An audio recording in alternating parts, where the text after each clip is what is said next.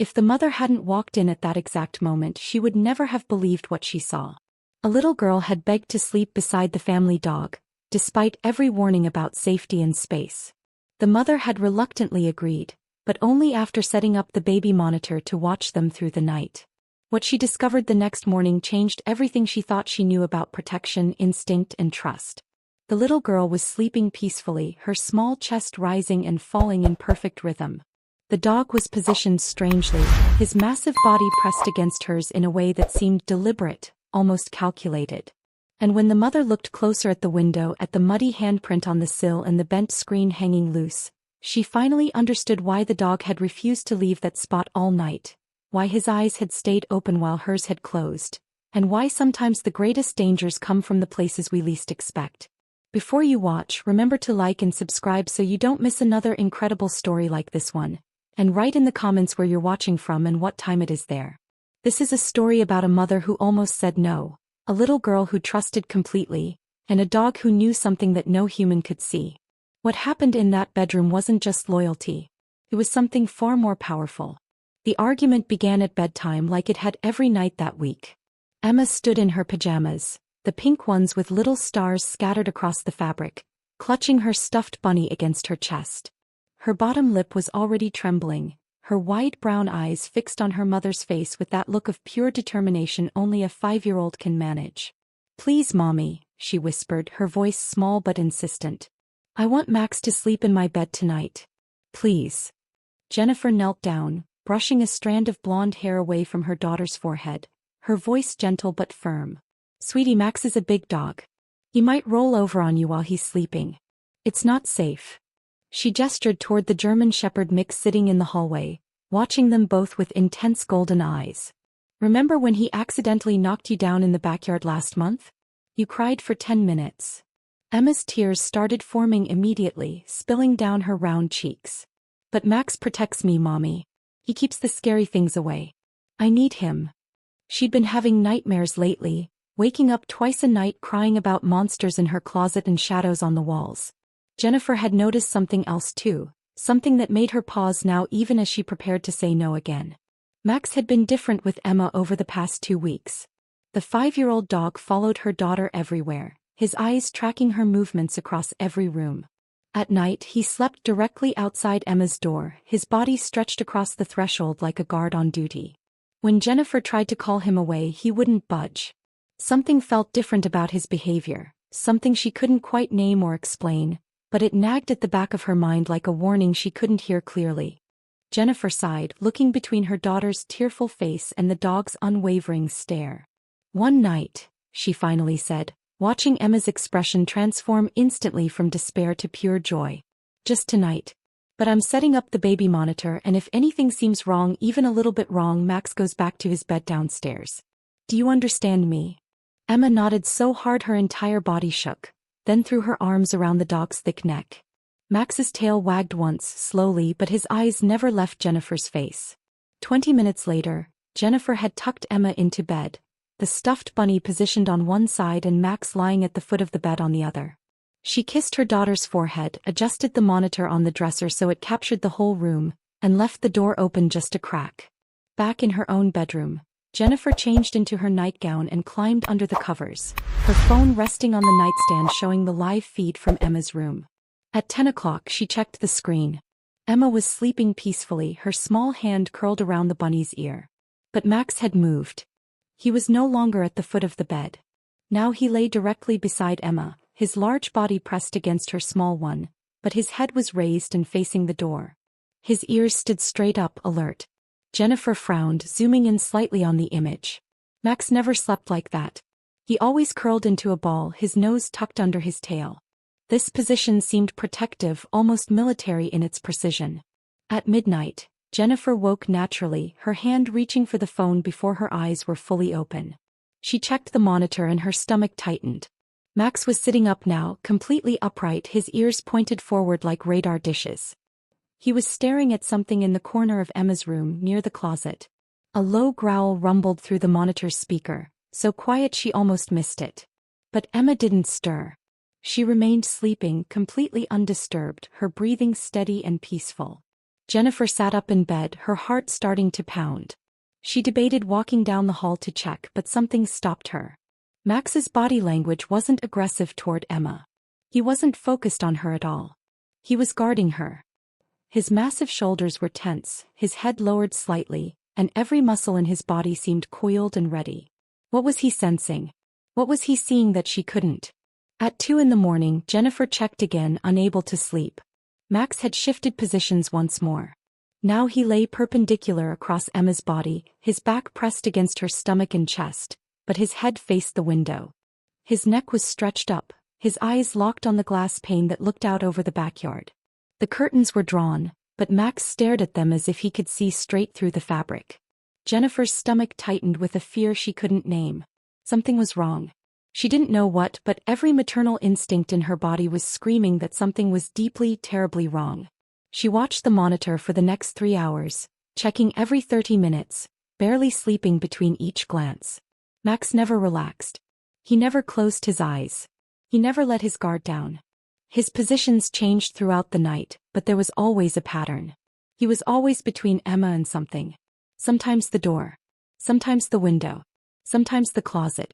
He was tracking something, following some threat that Jennifer couldn't see or hear. His head would turn slowly, his eyes narrowing, his ears twitching at sounds too faint for the monitor to pick up. By 4 in the morning, Jennifer had given up on sleep entirely. She sat propped against her headboard, phone clutched in both hands, watching her daughter sleep and watching the dog who refused to rest. Max's eyes were bloodshot now, visible even through the grainy monitor feed. But he didn't move from his post. He didn't relax. He stayed vigilant, alert, ready. Protecting her from something. But what? The first light of dawn crept through Jennifer's bedroom window, pale and gray. She couldn't wait anymore. Her entire body ached with tension, her mind racing with questions she couldn't answer. She threw off the covers and walked quickly down the hallway, her bare feet silent on the hardwood floor. When she reached Emma's door, she pushed it open slowly, carefully, trying not to make any sound. The sight that greeted her made her freeze in the doorway, her breath catching in her throat. Emma was sleeping peacefully, the golden morning light spilling across her face and making her blonde hair glow like a halo. Her stuffed bunny was still clutched in one small hand, her lips parted slightly as she breathed in and out with the deep rhythm of a child lost in dreams. But Max was still awake. His eyes were bloodshot and exhausted, the whites streaked with red lines. His body was positioned protectively over Emma, his large frame curved around her like a shield. His fur showed the signs of a dog who had not moved all night, pressed flat in some places and sticking up in others. He looked at Jennifer as she entered, and his tail thumped once against the mattress, but he didn't get up. He didn't leave his post. Jennifer's eyes traveled past the bed to the window, and her blood ran cold. The window was open, pushed up about 6 inches from the bottom. The morning breeze made the curtains flutter slightly, letting in the cool air and the sound of birds beginning to sing. Her hand flew to her mouth, her heart slamming against her ribs so hard it hurt. She had closed that window before bed. She was absolutely certain. She remembered standing right there, pulling it down, checking the lock, making sure it was secure. She did it every single night without fail. She took 3 steps toward the window, her legs shaking, and that's when she saw the rest. The screen was damaged, bent outward from the outside, the metal frame twisted and pushed away from the window as if someone had tried to remove it or push through it. On the windowsill, clear as day in the morning light, was a muddy handprint. Not on the inside. On the outside. Someone had put their hand there, pressing against the white painted wood, leaving behind the distinct impression of 4 fingers and a palm. Jennifer's knees went weak. She gripped the edge of Emma's dresser to steady herself and forced herself to look down at the garden bed below the window. The flowers she had planted 3 weeks ago were crushed, their stems broken and petals scattered across the dark soil. And there in the dirt, clear and unmistakable, were footprints. Large footprints. Boot treads pressed deep into the earth. They led to the window from the side yard and then away again back toward the fence line. Someone had been here. Someone had stood outside Emma's window during the night. Someone had tried to open it, had pushed the screen, had put their hand on the sill. And Max had known. That's why he was guarding. That's why he was tracking. That's why he positioned himself between Emma and the window, between Emma and the door, between Emma and every possible point of entry. He wasn't being paranoid or overprotective or strange. He was protecting her from a real threat, a human threat, someone who had tried to get into this room while her baby girl slept. Jennifer's hand remained pressed against her mouth as she turned slowly back to look at Max. The dog's exhausted eyes met hers, and in that moment she saw everything. The intelligence, the loyalty, the unwavering commitment. His tail gave one weak wag, but he still didn't move from Emma's side. He wouldn't leave her. Not until Jennifer was here. Not until someone else could protect her. Emma stirred then, her small body stretching beneath the covers. Her eyes fluttered open, and when she saw her mother standing there, she smiled sleepily, her voice soft and happy. "Morning, Mommy." Max was the best cuddle buddy ever. She had no idea. No concept of the danger she had been in, no understanding of what had happened just feet from where she slept. She sat up and threw her arms around Max's neck, burying her face in his fur. "You're the best dog in the whole world," she whispered, squeezing him tight. Max's entire body finally relaxed. He leaned into Emma's hug, his massive head resting against her small shoulder, and he licked her cheek gently just once. Only then did his eyes begin to close. Only then did the tension leave his muscles. His job was done. She was safe. Her mother was here now. He could finally rest. Jennifer didn't hesitate. She scooped Emma up from the bed, blankets and all, her voice shaking as she tried to sound calm. "We're going to Daddy's room right now, sweetie." Emma blinked in confusion, still clutching her stuffed bunny, but she didn't protest as her mother carried her quickly down the hall. Max followed immediately, his movements stiff and limping slightly from holding protective positions all night. His legs were clearly sore, but he stayed close to Emma, his eyes still alert despite his exhaustion. Jennifer's husband Robert was already awake, and the moment he saw her face, he knew something was terribly wrong. While he took Emma, Jennifer called the police, her hands trembling so badly she could barely hold the phone. "Someone tried to break into my daughter's room last night," she said, her voice breaking. "Through her window. There's evidence. Please come now." The officers arrived within 20 minutes. Two of them walked directly to Emma's room while Jennifer stood in the hallway, her arms wrapped around herself, watching them examine the window, the handprint, the footprints below. One officer crouched in the garden bed taking photographs. The other dusted the windowsill for prints. "Ma'am," the older officer said, coming back inside and removing his hat. "The footprints belong to an adult male, approximately size 11 shoe. The handprint on the sill is fresh, probably from last night. And we found something else." He gestured for her to follow him outside. In the bushes beneath Emma's window were cigarette butts, at least 6 of them, and a crushed soda can. This wasn't random. Someone had been watching your house, surveilling it. Probably for several days. Jennifer felt her knees give out. Robert caught her, holding her up as the officer continued. "Based on the evidence, we estimate the intruder approached around 1 in the morning. He tried to quietly push the window open. Your dog must have heard or sensed his presence immediately." The officer looked back toward the house where Max sat in the doorway, his eyes half closed but still watching Emma, who was sitting on the couch with a blanket. "Ma'am, your dog saved your daughter's life tonight. If he hadn't been in that room, if he hadn't made his presence known, we don't know what would have happened." Jennifer's tears came then, streaming down her face uncontrollably. She looked at Max through blurred vision, her chest heaving with sobs.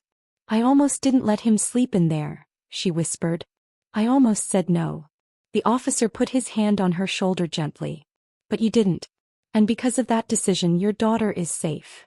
Emma called from the couch, her small voice confused and frightened by all the adults in the police cars outside. "Mommy, why are the police here? Is Max in trouble?" Jennifer wiped her eyes and walked quickly to her daughter, kneeling down and pulling her into a tight embrace. "No, baby. Max isn't in trouble. Max is a hero. He protected you last night from something scary." Emma pulled back, her eyes wide. "See, Mommy? I told you he keeps the scary things away." Then she slid off the couch and ran to Max, throwing her small arms around his neck. The dog's tail wagged weakly, and he licked her face once before lowering his head to rest. The officers recommended immediate security measures. They installed better window locks, suggested a home security system, and promised increased patrols in the neighborhood. "We've had 2 similar attempted break-ins reported 2 streets over in the past month," one officer explained. We're investigating a connection. As they prepared to leave, the younger officer crouched down next to Max and scratched behind his ears. Good boy, he said softly. You're one hell of a good boy.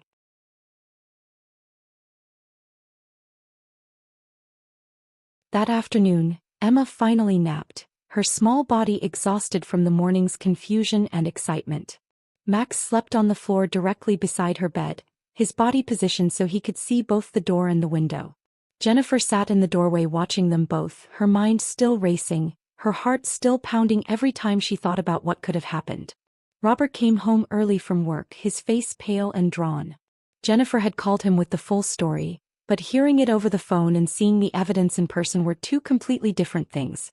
Show me, he said quietly. Jennifer led him to Emma's room, careful not to wake either Emma or Max, and pointed to the window where police tape now marked the area. She showed him the photographs the officers had left, the handprint, the footprints, the cigarette butts. Robert's hands clenched into fists at his sides. Someone was watching our house. Watching our daughter. His voice was tight with rage and fear. And I told you last week you were being paranoid about that car parked across the street. He looked down at Max, sleeping fitfully, his paws twitching as if he were still on guard even in his dreams. I said Max was just being clingy. That you were overthinking it. Jennifer had spent the afternoon researching, reading everything she could find about protective dog behavior. Dogs can sense things we can't, she said softly, showing Robert her phone screen filled with articles. Changes in routine, unfamiliar scents, unusual sounds or movements. Max probably detected that stalker's presence days before last night. Maybe even weeks. His attachment to Emma, following her everywhere, sleeping outside her door, it wasn't clinginess. It was protection. He knew something was wrong and he was trying to stay close to keep her safe. The weight of that realization hit Jennifer like a physical blow. She sat down on the floor, putting her hand gently on Max's head while he slept. I almost didn't let him sleep with her, she whispered, her voice cracking. I was worried about him hurting her. Worried about him being too big, too clumsy, accidentally rolling onto her or crushing her in his sleep. And the whole time he was the only thing standing between her and real danger. Tears rolled down her cheeks. I'll never doubt you again, boy. Never. When Emma woke an hour later, she asked why everyone was acting so strange, why the police had come, why Daddy was home early. Robert knelt down and explained in terms a 5-year-old could understand. A bad person tried to come into your room last night, sweetheart. But Max protected you. He kept you safe. Emma's response was immediate and simple. I know, she said as if it were the most obvious thing in the world.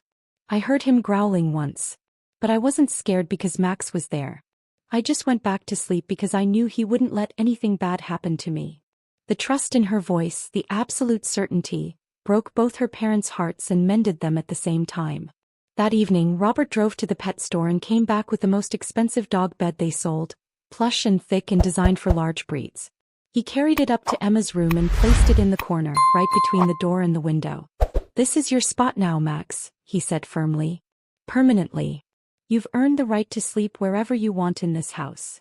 Max sniffed the bed, circled it twice, then lay down with a heavy sigh. But even from his new bed, his eyes remained on Emma. Even as his body finally began to recover from the exhausting night, his instincts remained sharp. He would stay close to her. Not just tonight but every night. Because that's what protectors do. 2 weeks later, Jennifer received a phone call from the detective assigned to their case. A man had been caught attempting to break into a home 3 neighborhoods away, and when police arrested him, the evidence matched perfectly. His boot size was 11. His fingerprints matched the handprint on Emma's windowsill. He was a registered offender with a history of targeting homes with young children, and he'd been operating in their area for nearly 2 months. Mrs. Patterson, the detective said, his voice grave, your dog didn't just scare off a random intruder. He stopped a predator. If Max hadn't been in that room, if he hadn't been alert and protective, we believe this man would have succeeded. And we don't know what would have happened after that. Jennifer's hand gripped the phone so tightly her knuckles turned white. What about the other house? The one he broke into after hours. There was a long pause on the other end of the line. That family didn't have a dog, ma'am. They weren't as fortunate. I can't give you details, but let's just say your daughter is very, very lucky. The call ended and Jennifer sat in her kitchen staring at nothing, the full weight of what Max had done finally settling on her shoulders. He hadn't just protected Emma from a bump in the night or a strange noise. He had protected her from a genuine monster, a real predator who had been watching their house, planning, waiting. And when the moment came, Max had stood his ground despite his own fear and exhaustion, refusing to let anything harm the little girl he loved. Jennifer became an advocate after that. She started speaking at local parent groups and community centers, telling her story and urging other parents to pay attention when their pet's behavior changed. When your dog suddenly starts acting different, following your child everywhere, refusing to leave their side, don't dismiss it, she would say, her voice passionate and urgent. They sense things we can't. They know things we don't. Max tried to tell me for 2 weeks that something was wrong and I almost didn't listen. Max accompanied her to several of these talks, sitting calmly beside her while she spoke, and afterward, people would line up to pet him and thank him. Emma, now 8 years old and sitting in the audience, would beam with pride and tell anyone who would listen, "That's my dog. He's the bravest dog in the whole world." The bond between Emma and Max became something beyond the normal child and pet relationship. Every night before bed, Emma would read to him, sitting on her floor with a book while Max lay beside her, his head resting on his paws, his eyes watching her face. When she finished, she would kiss his forehead and whisper, "Thank you for keeping me safe, Max." And he would wag his tail and follow her to bed, taking his position in the corner where he could see both the door and the window. 3 years had passed since that night and he still maintained his vigilant watch. The gray around his muzzle had spread, and his movements were slower now, but his dedication never wavered. Jennifer learned something profound during those terrifying hours when she watched the monitor and didn't understand what she was seeing. "I was so worried about the wrong things," she admitted to Robert one evening as they watched Emma and Max playing in the backyard. "I worried about him being too big, too rough, too unpredictable. I worried about accidents and mistakes and all these minor things that never mattered. And I never worried about the real dangers that were lurking outside our home, watching through the windows, waiting for an opportunity." Max knew. He understood what I couldn't see. Animals know things we don't. They have instincts that we've lost. Every year on the anniversary of that night, Max got a special dinner of steak and sweet potatoes, his favorite meal. Emma had made him a medal in art class when she was 6. Cutting it carefully from cardboard and covering it with gold glitter. On it she had written in crooked letters, "World's Best Protector." Max wore it on his collar every single day, and when other children in the neighborhood asked about it, Emma would tell them the story with pride in her voice and tears in her eyes. Now in the present day, Emma was 8 years old and more independent, but she still wanted Max nearby. She would read in her bed, propped up against pillows, while Max lay in his spot between the door and the window. His eyes were still alert despite his age, still watching, still protecting. Emma would reach down periodically and scratch behind his ears. "Good boy, Max," she would whisper. "I'm safe." And his tail would wag against the floor in response, a steady rhythm that said, "I know. I'm making sure of it." Jennifer never forgot the sight of that open window with the muddy handprint on the sill. She never forgot the exhausted, bloodshot eyes of the dog who had stood watch all night, refusing to rest, refusing to fail. Some people said dogs were just animals, driven by instinct and training, incapable of the kind of love and sacrifice that humans were capable of. But Jennifer knew better. She had seen the proof with her own eyes. Max wasn't just a dog. He wasn't just a pet who lived in their house and ate their food and slept on their furniture. He was Emma's guardian, her protector, her defender against the darkness that sometimes crept too close. Some bonds aren't formed through time or proximity or routine. Some bonds are forged in the moments when everything is on the line, when danger is real, and when one soul decides that another soul is worth protecting at any cost. That was the bond between Max and Emma. And it would last for the rest of Max's life, however long or short that might be. Because heroes don't stop being heroes just because the danger has passed. They keep watching. They keep protecting. They keep loving. And they never ever give up their post.